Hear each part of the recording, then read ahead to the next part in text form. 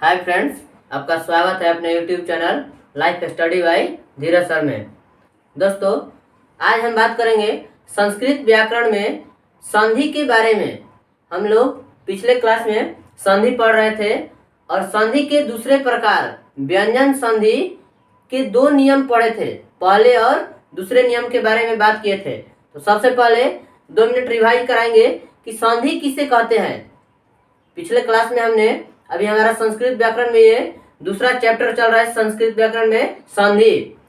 तो सबसे पहले आज 2 मिनट रिवाइज करेंगे क्योंकि बहुत दिनों के बाद संस्कृत व्याकरण का क्लास हो रहा है। तो सबसे पहले जानेंगे कि संधि किसे कहते हैं। तो 2 वर्णों के मेल से जो विकार उत्पन्न होता है उसे संधि कहते हैं। हमने बताया था कि संस्कृत में संधि के 3 प्रकार होते हैं, स्वर संधि, व्यंजन संधि और विसर्ग संधि। तो हमने स्वर संधि पढ़ लिया है, उसके 5 भेद पढ़ लिया है। दूसरा व्यंजन संधि पढ़ रहे थे। व्यंजन संधि का परिभाषा हमने पिछले वीडियो में बताया था कि स्वर या व्यंजन वर्णों के कारण, स्वर या व्यंजन वर्णों के कारण व्यंजन वर्ण में जो विकार उत्पन्न होता है उसे व्यंजन संधि कहते हैं। यानी दोस्तों बताया था कि व्यंजन संधि में हमेशा पहले वाले भाग में क्या होगा, स्वर व्यंजन, और दूसरे वाले भाग में या तो स्वर या व्यंजन। तो हमने 2 नियम पढ़ लिए थे। तो आज उसी के अनुरूप आगे बढ़ते हुए व्यंजन संधि के अगले नियम पे बात करेंगे। तो आगे बात करने से पहले अगर आप इस चैनल पे नए हैं तो चैनल को सबसे पहले सब्सक्राइब कर लें, साथ में बेल आइकन को भी प्रेस कर दें और ये क्लास अच्छा लगे तो अपने दोस्तों के पास ज़्यादा से ज़्यादा शेयर करें और इस वीडियो को लाइक करें। तो चलिए आगे बढ़ते हैं व्यंजन संधि के तीसरे नियम के बारे में। तीसरा नियम है हमारा दोस्तों कि यदि सम के बाद क्री धातु से निष्पन्न, सम के बाद क्री धातु से निष्पन्न कोई शब्द हो तो म का अनुस्वार हो जाता है एवं स का आगमन हो जाता है। जैसे यहाँ पे ध्यान देंगे, क्या कह रहा है दोस्तों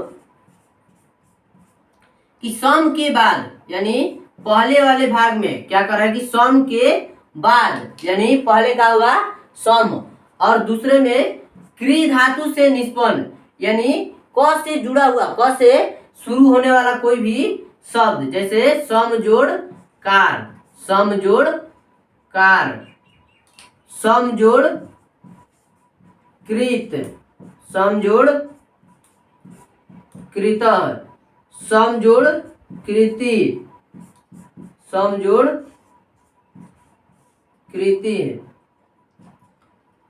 तो हमारा नियम क्या कर रहा है दोस्तों कि सम के बाद यानी पहले वाले भाग में क्या होगा सम और दूसरे वाले भाग में क्री धातु से निष्पन्न, क्री धातु से निष्पन्न यानी क से शुरू होने वाला कोई भी शब्द हो तो अब क्या करें कि म का क्या हो जाता है अनुस्वार, यानी इस म का क्या हो जाएगा दोस्तों अनुस्वार, यानी स और इस म के जगह पे क्या हो जाएगा अनुस्वार। और क्या करें कि स का आगमन हो जाता है यानी आधा स, ध्यान देंगे यहाँ पे स में हलंत है यानी स का आगमन हो जाता है यानी आधा स और दूसरे वाले भाग में जो है उसको जस का तस उसमें जोड़ देंगे यानी संस्कार, संस्कार, सम जोड़ कार से कौन सा शब्द बनेगा दोस्तों संस्कार। आगे बात करेंगे सम जोड़ कृत, सम जोड़, तो फिर इसमें क्या है म और क से शुरू होने वाला शब्द है। जहां भी पहले वाले भाग में सम दिखाई दे और दूसरे वाले भाग में म से शुरू होने वाला कोई भी शब्द, तो क्या करेंगे दोस्तों कि म का अनुस्वार हो जाएगा और आधा स का आगमन, यानी स और म का अनुस्वार फिर आधा स का आगमन और दूसरे वाले में जो है उसको जस का तस इसमें जोड़ देंगे संस्कृत, संस्कृत, सम जोड़ कृति। तो जस्ट उसी तरह म का हो जाएगा अनुस्वार और आधा स का आगमन और कृति है इसको जस का तस इसमें जोड़ देंगे। तो इस तरह यहाँ पे हम लोग समझे कि सम के बाद जहाँ भी किसी भी एग्जाम में इस तरह का संधि देखने को मिले कि पहले वाले भाग में सम हो और दूसरे वाले भाग में क से शुरू होने वाला कोई भी शब्द हो, तो सिंपल सा तरीका कि म का क्या करेंगे अनुस्वार कर देंगे और स का आगमन यानी आधा स का क्या हो जाएगा दोस्तों आगमन और दूसरे वाले भाग में जो भी है उसको जस का तस उसमें जोड़ देंगे। ये व्यंजन संधि का तीसरा नियम था। इस नियम से पहले हम लोग पहले और दूसरे नियम के बारे में पढ़े थे, उसका भी थोड़ा सा रिवाइज करा देंगे कि यदि वर्ग के प्रथम वर्ण के बाद, पहला नियम बताया था कि यदि वर्ग के प्रथम वर्ण के बाद किसी वर्ग का तृतीय चतुर्थ या यरलव, तृतीय चतुर्थ पंचम या यरलव या कोई स्वर वर्ण रहे तो प्रथम वर्ण का क्या होता है दोस्तों, उसी वर्ग का तृतीय वर्ण हो जाता है। जैसे हमने बताया था कि जगत जोड़ नाथ, इसमें ध्यान देंगे दोस्तों। सॉरी, इसमें कह रहा है कि प्रथम नियम कि प्रथम वर्ण के बाद किसी वर्ग का चौथा आए, किसी वर्ग का चौथा, यानी जैसे यहाँ पे एग्जाम्पल मिलेंगे दिक जोड़ अंबर,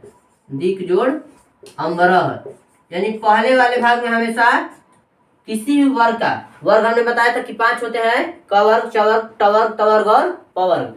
तो किसी वर्ग का प्रथम वर्ण यानी पहला अक्षर और दूसरे वाले में तृतीय चतुर्थ पंचम या यरलव या कोई स्वर वर्ण रहे, तब हमारा नियम क्या करे कि प्रथम वर्ण का उसी वर्ग का तृतीय हो जाता है। ये पहला नियम था दोस्तों। तो यहाँ पे ये क्या हो जाएगा, दी और क उसी का अपने का ही तीसरा, अपने का ही दोस्तों तीसरा, तो आधा ग होगा और जब अ मिलेगा तब पूरा, यानी दिगंबर। ये पहला नियम था, थोड़ा सा रिवाइज करा दे रहे हैं। दूसरा नियम हमारा क्या था, यदि वर्ग के प्रथम वर्ण के बाद पंचम वर्ण आए, यदि वर्ग के प्रथम वर्ण के बाद पंचम वर्ण, जैसे जगत जोड़ नाथ, और व्यंजन संधि में हमने बताया था कि जब भी पहले वाले भाग में क्या होगा, व्यंजन हलंत होगा, जो भी अक्षर होगा व्यंजन का हलंत होगा, तभी उसमें व्यंजन संधि है। तो जगत जोड़ नाथ, इसमें क्या जाएगा दोस्तों कि प्रथम वर्ण के बाद पांचवा आए, तो ये जो है अपने का पांचवा हो जाता है। क्या होता है, अपने का पांचवा, दूसरा नियम था।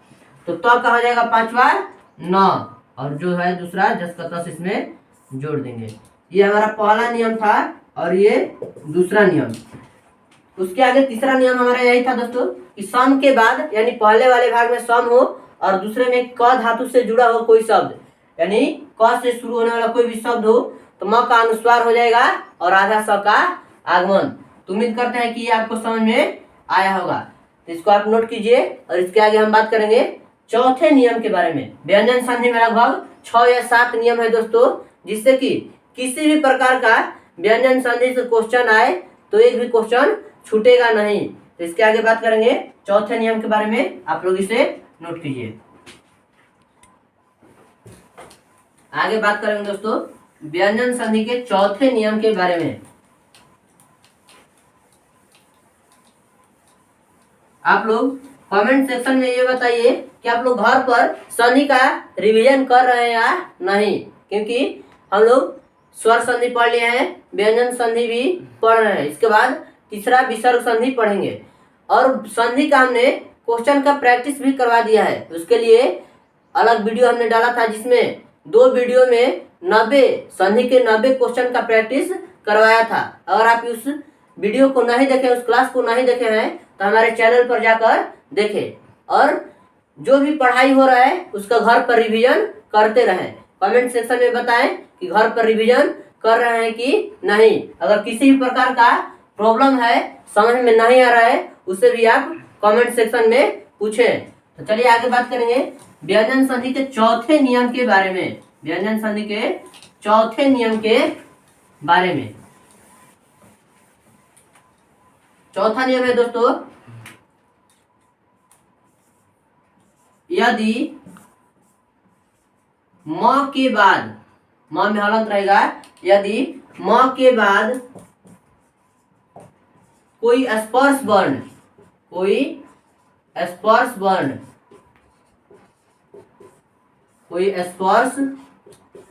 वर्ण आए तो, कोई स्पर्श वर्ण आए तो म का अनुस्वार हो जाता है। म का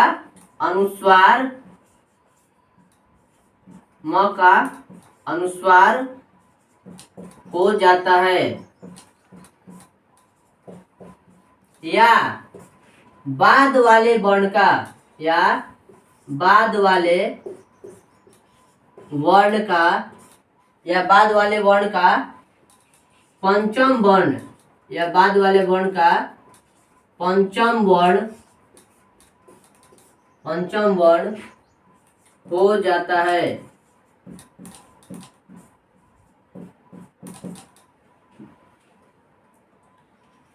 क्या कर रहा है दोस्तों, चौथा नियम कि यदि म के बाद कोई स्पर्श वर्ण कहे तो कमेंट में आप बताइए कि स्पर्श वर्ण किसे कहते हैं। हमने बताया कि स्पर्श वर्ण क्या होता है, अंतःस्थ वर्ण किसे कहते हैं, उष्म वर्ण किसे कहते हैं, संयुक्त व्यंजन क्या होता है।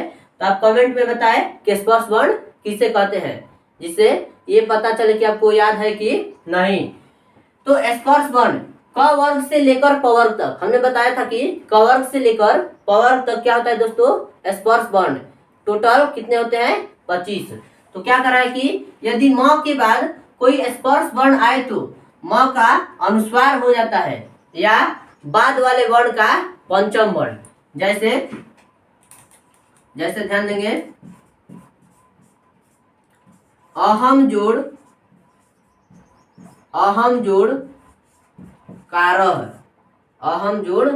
कारह। तो इसमें ध्यान देंगे कि ये वाला ही नियम ज्यादा फॉलो होता है कि माँ का सीधा अनुस्वार कर देते हैं। इसको कभी कभी यूज होता है, नहीं तो नहीं भी होता है, लेकिन ज्यादातर यही यूज होता है कि माँ का अनुस्वार हो जाता है। अहम जोड़ कारह, यहाँ पे ध्यान दे रहे हैं कि म क्या करे कि म के बाद यानी पहले वाले का अंतिम वर्ण म हो और उसके बाद कोई भी स्पर्श वर्ण हो, यानी क वर्ग से लेकर प वर्ग तक। तो क है यहाँ पे दोस्तों, तो क्या होगा, म का अनुस्वार हो जाता है, यानी अ ह और म का अनुस्वार, और दूसरे वाले में जो है उसको जस का तस इसमें जोड़ देंगे, अहंकार। या इसको हम ऐसा भी लिख सकते हैं दोस्तों, क्या करें कि बाद वाले वर्ण का पंचम वर्ण, यानी बाद वाला वर्ण हमारा क्या है, क, उसका पंचम वर्ण क्या हो जाता है, अंग। यानी म के जगह पे क्या हो जाएगा दोस्तों, अ ह अंग। इस तरह भी लिखेंगे इसमें अंग। इसको भी दोस्तों अहंकार ही पढ़ेंगे, ध्यान देंगे यहाँ पे, इसको भी हम अहंकार ही पढ़ते हैं। ये अंग है, इसको भी हम अहंकार ही पढ़ते हैं, लेकिन ज्यादातर ये वाला ही हम लोग प्रयोग करते हैं कि म का सिंपल सा अनुस्वार कर देते हैं। नहीं तो अहंकार इस तरह भी कि बाद वाले वर्ण का, बाद वाला वर्ण क्या है, क, उसका पांचवा वर्ण अंग हो जाता है। आगे सम जोड़ गम है, सम जोड़ गम है। यहाँ पे ध्यान देंगे कि म है, क्या है दोस्तों, म और उसके बाद ग यानी स्पर्श वर्ण। तो म का क्या हो जाएगा, म का अनुस्वार, संगम।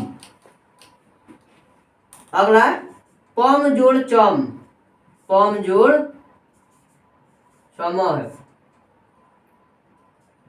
इसमें देखेंगे कि म और च यानी स्पर्श वर्ण है, तो क्या कर देंगे दोस्तों कि म का इसमें क्या कर देंगे, अनुस्वार, यानी पंचम। क्या हो जाएगा, पंचम। पम जोड़ चम क्या हो जाएगा, पंचम। किम जोड़ चित, अगला है किम जोड़ चित, यानी म और उसके बाद स्पर्श वर्ण, तो क्या हो जाएगा दोस्तों, अनुस्वार, यानी किंचित। क्या हो जाएगा, किंचित। तो इस तरह चौथा नियम, सिंपल तरीका इसका कि म के बाद यानी पहले वाले भाग में अंतिम वर्ण म दिखाई दे और दूसरे में कोई भी स्पर्श वर्ण, क वर्ग से लेकर प वर्ग तक का कोई भी स्पर्श वर्ण हो, तो क्या हो जाएगा दोस्तों कि म का सिंपल सा अनुस्वार कर देंगे। म का क्या कर देंगे, अनुस्वार कर देंगे। या कभी कभी बाद वाले वर्ण का हम क्या कर देंगे, पंचम वर्ण कर देंगे। तो ये रहा हमारा चौथा नियम। उम्मीद करते हैं कि आपको समझ में आया होगा। इसके आगे बात करेंगे पांचवें नियम के बारे में। आप लोग इसे नोट कीजिए, आगे बात करेंगे पांचवें नियम के बारे में।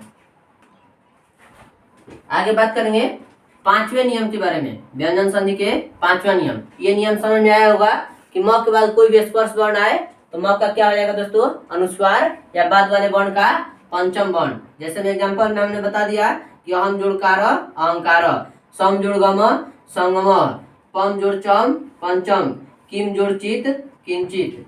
चलिए आगे बात करते हैं पांचवें नियम पर।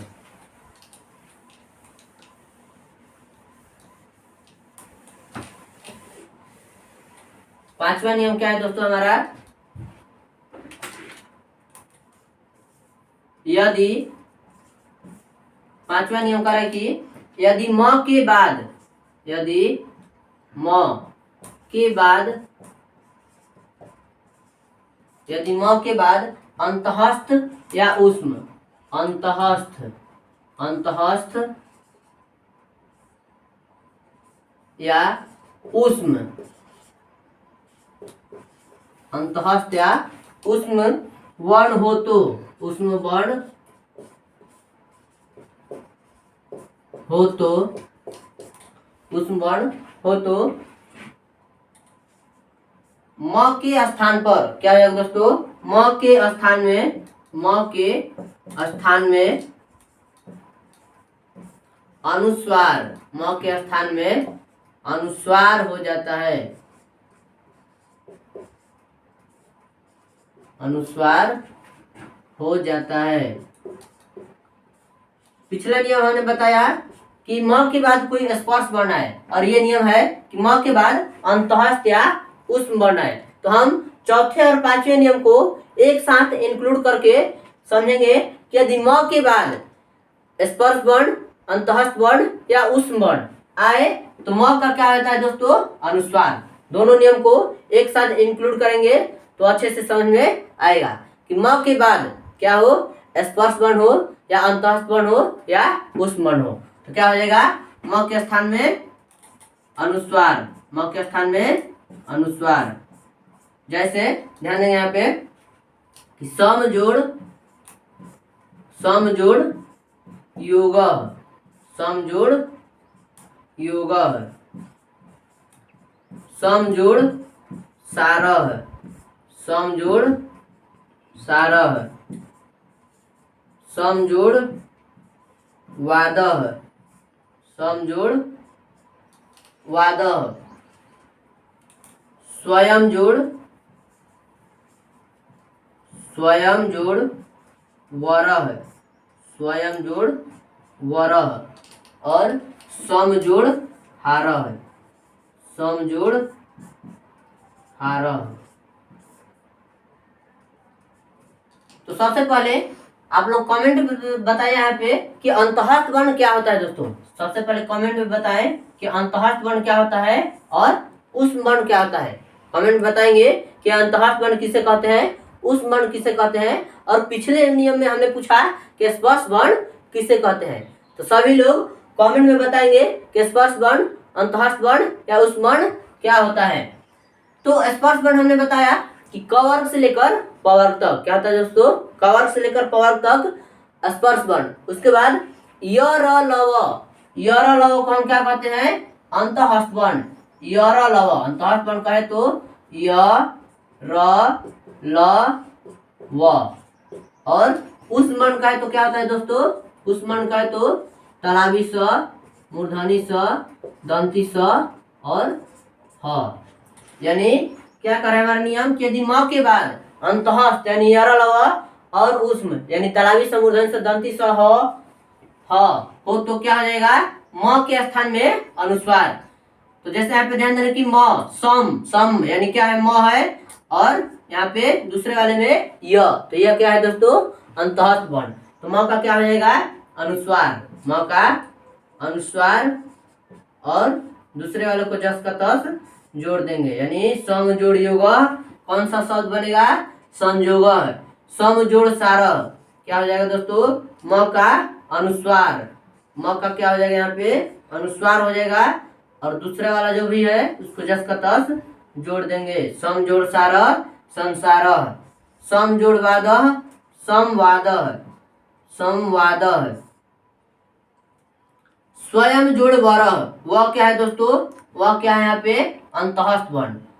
यहाँ पे स्वयं जोड़ वरह, इसमें भी म और दूसरे वाले में अंतःस्थ, तो म का क्या हो जाएगा अनुस्वार, यानी स्वयं वरह, स्वयं वरह। और अगला है कि समजोड़ हारह, क्या हो जाएगा? समजोड़ हारह संहारह। तो इस तरह से पांचवें नियम को, चौथे और पांचवें को एक साथ इंक्लूड करके हम लोग याद रखेंगे कि यदि म के बाद स्पर्श वर्ण या अंतःस्थ वर्ण या उस वर्ण आए तो म के स्थान में क्या हो जाएगा? अनुस्वार हो जाएगा। तो ये रहा हमारा पांचवा नियम। इसके आगे हम बात करेंगे छठे नियम के बारे में, तो आप लोग इसे नोट कीजिए। तो आगे बात करेंगे व्यंजन संधि के छठे नियम के बारे में। चौथा और पांचवा को आप लोग एक ही में इंक्लूड करके एक ही में उसको याद रखेंगे कि म के बाद स्पर्श या अंतःस्थ या उस वर्ण आए तो म के स्थान में क्या हो जाएगा? अनुस्वार। आगे बात करेंगे छठे नियम के बारे में। छठा नियम हमारा क्या कहता है दोस्तों? छठा नियम कहता है कि यदि तो में हलंत रहेगा। यदि त के बाद ल आए तो, त के बाद ल आए तो, यदि त के बाद ल आए तो त का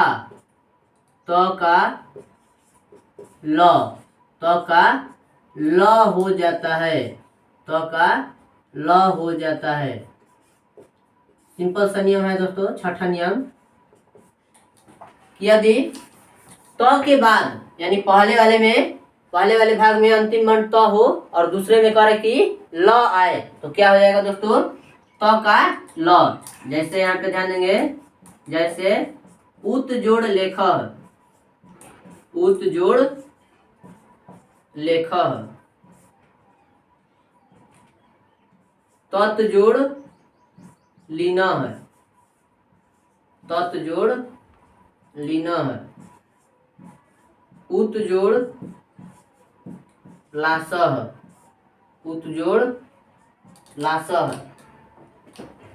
आगे तो यहाँ पे ये समझेंगे करे कि त के बाद ल आए, त के बाद ल आए तो क्या हो जाएगा दोस्तों?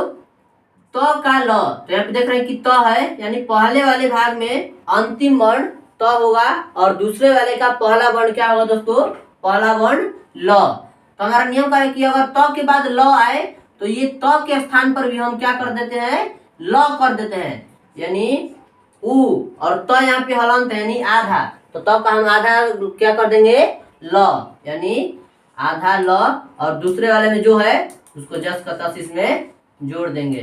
यानी उत जोड़ लेख उल्लेख, तत् जोड़ लीना, क्या हो जाएगा दोस्तों?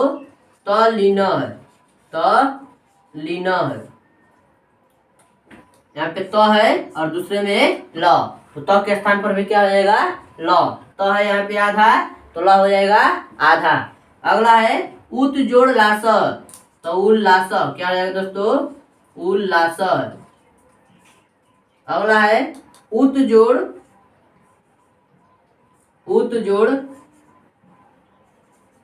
लंघनम, उत जोड़ लंघनम, तो क्या हो जाएगा? तो और त के बाद क्या आ रहा है दोस्तों? ल, तो क्या हो जाएगा? त का भी ल, यानी उल्लंघनम, उल्लंघनम।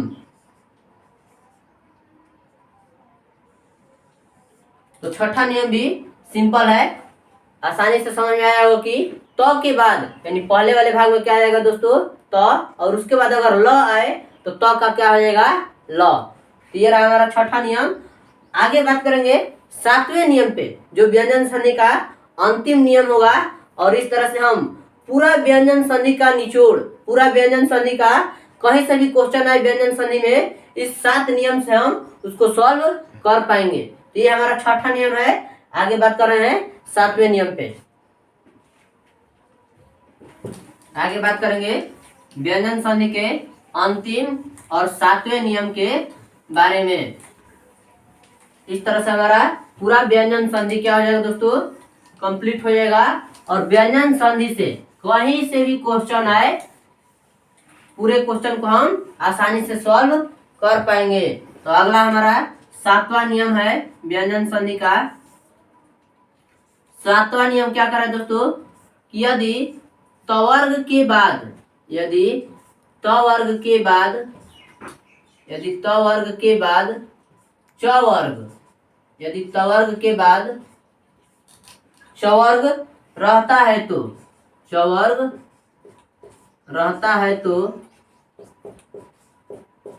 तवर्ग का चवर्ग हो जाता है। तवर्ग का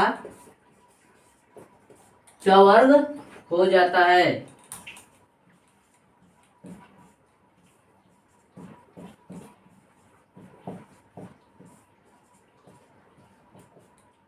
जैसे यहाँ पे ध्यान देंगे कि कह रहा है कि सातवां नियम यदि तवर्ग के बाद तवर्ग यानी तथ दध और चवर्ग यानी च छ य का कोई भी अक्षर हो, यानी तवर्ग के बाद यानी पहले वाले भाग में तथ द का कोई भी अक्षर हो अंतिम वर्ण और दूसरे वाले में चवर्ग यानी च छ य का कोई भी अक्षर हो तो क्या करें दोस्तों कि तवर्ग का चवर्ग हो जाता है। जैसे उत, यहाँ पे ध्यान देंगे उत जोड़ चारणम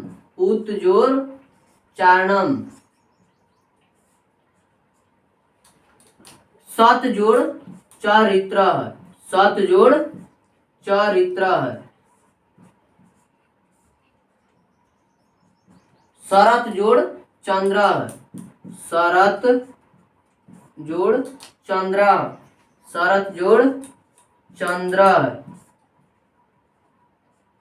अगला है उत जोड़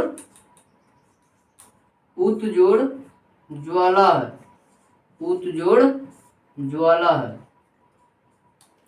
तो सातवां नियम सिंपल सा नियम है दोस्तों।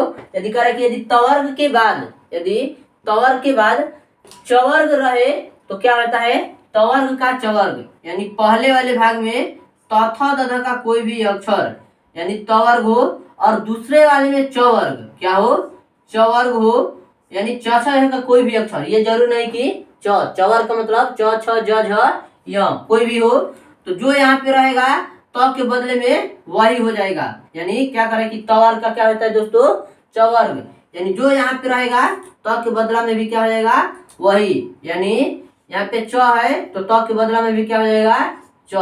अब यहाँ पे ध्यान देंगे कि ये आधा है हलंत है तो क्या हो जाएगा आधा और इसको पूरा जस का तस जोड़ देंगे यानी उत जोड़ चारणम से कौन सा शब्द बनेगा उच्चारणम। कौन सा शब्द बनेगा उच्चारणम। जो भी एग्जाम्पल बताया जा रहा है दोस्तों उस एग्जाम्पल को अच्छे से आप लोग रिवीजन कीजिए क्योंकि जो भी एग्जाम्पल है वो एग्जाम की दृष्टि से महत्वपूर्ण है, इसलिए वे जो भी एग्जाम्पल है उसको घर पर अच्छे से रिवीजन कीजिए, क्लास के बाद भी रिवीजन कीजिए। सत जोड़ चरित्र सचरित्र क्या हो जाएगा त के बाद च यानी सचरित्र है। और अगला है शरत जोड़ चंद्र यानी सर त के बदला में च आधा च फिर जस का त शरत चंद्र क्या है दोस्तों शरत चंद्र। और उत जोड़ ज्वाला, यहाँ पे ध्यान देंगे कि त के बाद ज है तो हमने बताया कि चवर्ग में का जो भी अक्षर हो तो त के बदले में वही हो जाता है यानी उ आधा ज और ये पूरा इसमें जोड़ देंगे उज्ज्वला उत जोड़ ज्वाला उज्ज्वला।